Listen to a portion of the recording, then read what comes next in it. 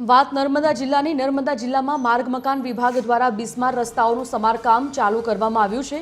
ભારે વરસાદને પગલે જિલ્લાના અનેક રસ્તાઓમાં નુકસાન થયું। કલેક્ટરના માર્ગદર્શન હેઠળ ભારે વરસાદથી નુકસાન પામેલા રસ્તાઓનું યુદ્ધના ધોરણે સમારકામ હાથ ધરવામાં આવ્યું। વાહન ચાલકોની સલામતી માટે રાજપીપળા અંકલેશ્વરને જોડતા મુખ્ય માર્ગ પર આંબલેથા વિસ્તારમાં સીસી પેચવર્કની કામગીરી હાથ ધરવામાં આવી છે। ભારે વરસાદના કારણે અને સતત વરસાદના કારણે જે જિલ્લા પંચાયતના રસ્તા છે, સ્ટેટના રસ્તા છે અને નેશનલ હાઈવેના જે રસ્તા છે એમાં ઘણી બધી જગ્યાએ ખાડા પડી ગયા છે, જેનું પેચવર્ક યુદ્ધના ધોરણે ચાલુ કર્યું છે। સ્ટેચ્યુ ઓફ યુનિટીને જોડતો જે મુખ્ય રસ્તો છે એ રસ્તાનું પણ યુદ્ધના ધોરણે આપણે કામ ચાલુ કરી દીધું છે। નેશનલ હાઈવે પણ ખાડા પૂરવાનું કામ શરૂ કર્યું છે।